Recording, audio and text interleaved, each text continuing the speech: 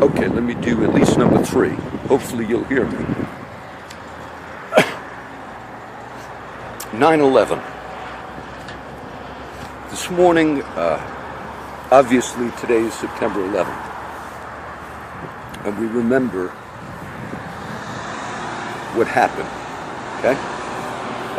16 years ago in New York City. And I walked there, and I've been there, and I go around there a lot. And my father retired from the fire department in New Jersey, but right there in New York City area on the Jersey side of the Hudson. So, and of course, I retired from the fire department myself here in Texas. I'll try to make this nice, but then you'll see why I'm going to discuss it. This morning, when I had the news on the TV. Hey, brother. Yes. I'm doing a video, brother, but that's okay. Oh, I'm sorry. No, that's all right. I'm trying to find a way to get either like somewhere. This is crazy, but I just came out of it's Corpus. But it's like, I was going to say I just drove out of it. Man, it's bad. Are you on? I got a lot of homeless friends. Are you on the street, brother, or are you homeless? Yeah, I am. Let me give you the $1. I give one a day. Everything. $1. I got a lot of homeless friends. Oh, I'm good, man. You good? Yeah, I'm good. Okay. No, I'm doing a little video. I do Christian ministry, and then sometimes I'll do like little videos. But No, this ground's crazy. You want to step over on the other side? I don't like being in the grass. I'm gonna finish talking. Oh, brother. okay. Sorry about that. You don't want? I'll give you the $1 if you want. No, I'm good. Okay. Thank you, though. I'm just trying to find a way to get somewhere. That's what I'm trying to do. Are you heading that way? I'm trying to get like San Antonio. Oh, you know, brother, I'm just coming back from that way. Which way you headed towards? I'm going back to Corpus. Are you going back to Corpus? Yeah. Corpus ain't too bad. I can handle that. I can't go back there and ranch. Ranch is horrible. I know. It's destroyed. Yeah, man. I've been talking about it. I do like little videos and websites. But no, I've talked about it. And yes, it's destroyed. You're right. A lot of cars in Tokyo. I know. They do that. Let me finish this, brother. Oh, go ahead, brother. I'm sorry. I'll talk. No, that's all right. That happens on a lot of my videos, brother. I go... I'm just trying to see what's going on here, man, because I ain't never seen anything like this. Yeah. Different. That's what I'm talking about, actually. Issues. All right, let me talk a little bit more. And then maybe I'm not sure if the brother wants to go back to Corpus. I would have given him the $1. I do that regularly. All right. Man, only 3 minutes? Okay. I saw a commercial from Corpus Christi Christian Fellowship on the little commercial. Pastor Don Lavelle. When I saw it, I blessed him, and I wasn't upset. But I'm going to mention it.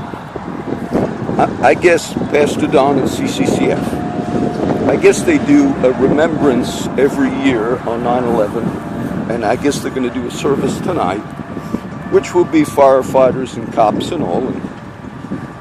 And Don said in the commercial, we do this as a remembrance and so forth. But what I wanted to say was this. You know, in the New Testament, and I've kind of sometimes spoken out, but you had occasions where Paul the Apostle rebuked Peter. And Paul writes about it and says, I withstood him to his face. And these were doctrinal issues about grace and about the law. But there were occasions where that happened. Whenever I speak out, like I actually did on a previous video, on issues, particularly what I refer to as social justice, in defense of black people. My friend Pastor Don, I've known him for many years. And Pastor Don is a black pastor. I don't view him through that lens. But Don thinks it's wrong for me or for others to speak out on those types of issues because he preaches that. And he says those who are dealing with social justice issues or talking about current events, or he says, you're not preaching the gospel. And then he'll say, because I've heard Don say this, he says the gospel, which obviously is the answer. He says, but when you engage in defense of minorities or whatever, when you engage and talk about it, he says, you're me and others like me, that I'm in disobedience because we are not preaching the gospel. Though Paul, in 1 Corinthians 15, I declare unto you the gospel, the death, the burial, and resurrection of Jesus. But yet Paul also engaged, most of all Jesus engaged, in John the Baptist. Now, but yet you would take time to do a remembrance of those who died on 9/11. And you don't see that, Pastor Don, as not preaching the gospel.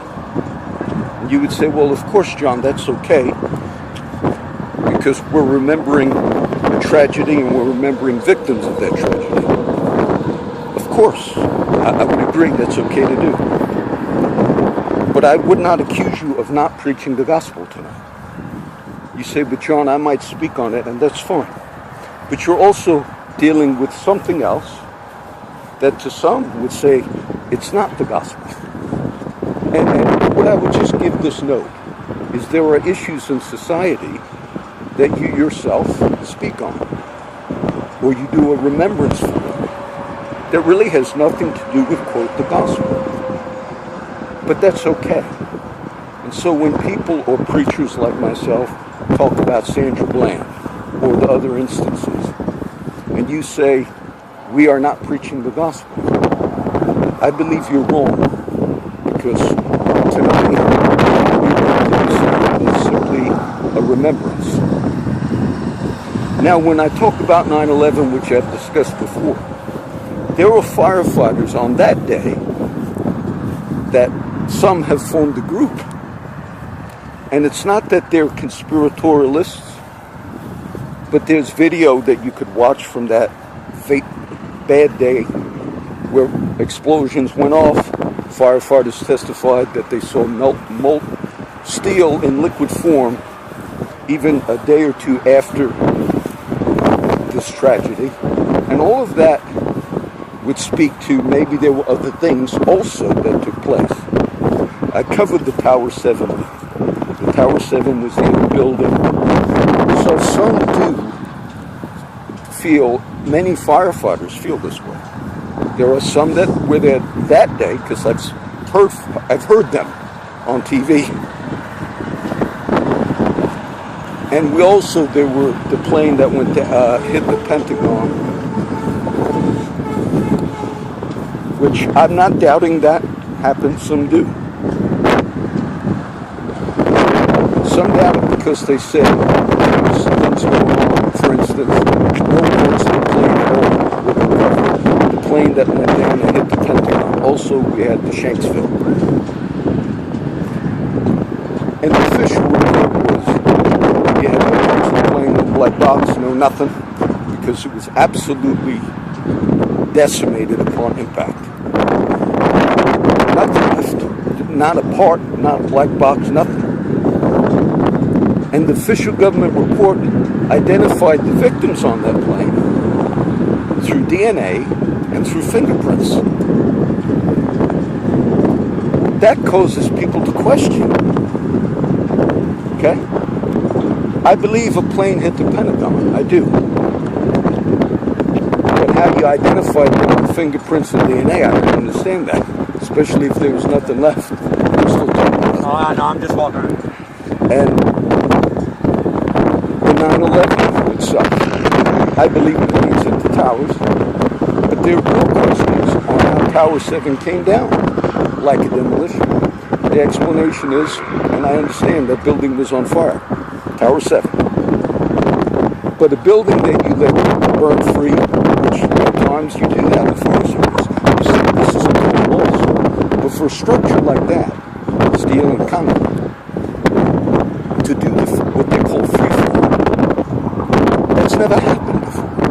That's the first case where a structure that's considered the first time where a steel and concrete structure like Tower 7 came down in free fall.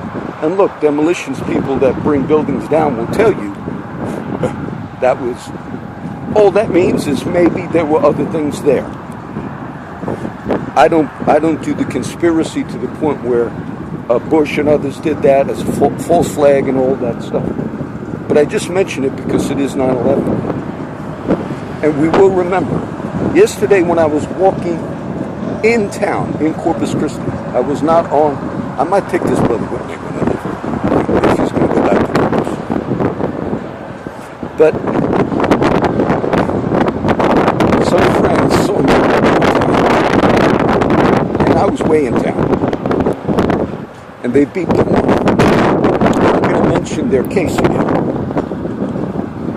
But it was one of the cases where there was cops did illegal things to them, which I gave those names before. And everybody that's in that group, everybody knows. But a planting of the Xanax, which was the officer later admitted he did. And my friend did the 2 years in prison on that one. And they beat me yesterday, my friends. That poses, and when I see stuff like that, then I see the strict standard there in the courthouse. Be warned, citizens, take warning. If you lie on any of these things, which of course lying, I guess, is a bad sin, I understand that. But Nueces County tells citizens, it's such a bad sin. If we catch you lying on any of these documents, which I don't lie, you will be immediately arrested, up to 20 years in prison, and the DA is going to look at that. I believe these issues are also important to pass it on. I'll title this Passed It On Cccf and 9/11. And I only bring that up, not as criticism, but for you to also see, Pastor, there are times where believers, ministers, pastors, do indeed do other things which today simply remembrance. The service today would be fine. I have no problem with it. It's a remembrance. And out of respect for the other firefighters who were there that day on 9/11, some of them, I think there's like a group, firefighters asking for more sunshine on some of the events of that day. It's no secret. I heard this recently on one of the shows. It's no secret. I think a book just came out. There were many connections with Saudi Arabia, financing and many connections. And more than likely the Bush administration at the time, because of our reliance on them as a court ally and all. So we kind of let the family of bin Laden leaving the country and all, things that were done for maybe our government felt were these necessities at that time. The victims, the mothers, and the wives of the people who died. They were the ones, I think they called them the Jersey moms or something like that. I remember watching them. Okay, so if there's not absolute truth to some of those people, then yeah, they have a right to not be mocked, not be ridiculed. So this will be number 3. I'll title it that, and I just wanted you to see that. Just as much as any church minister, pastor can set aside a particular time in remembrance, which is fine. But I wouldn't say you're not preaching the gospel. I would say you're engaging in society. You're remembering people that were victims and the cops and firefighters who lost their lives that day.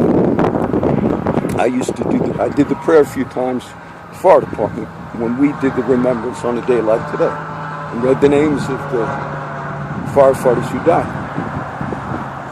So yeah, we bless everybody. The coverage of Irma, even before I left Corpus Christi, I went into Strife. They had a video of somebody in the wind, something like the videos I made when I was doing mine on the Hurricane Harvey. The coverage still was monster, and yet the winds are, I think, 85 miles an hour now, which are gusts that we get. There's damage for sure, and I understand that. I saw on Facebook some of my friends lost power. I pray for all you guys. But the coverage it's a monster. It's a killer. It's coming through like a chainsaw, I think one of them said. That was what they were pounding. Instead of saying, these are hurricanes. These are events that have happened for many, many, many years. And there's wind damage and there's flooding. But the descriptions of it. Okay? All right, let's end with that. God bless everybody.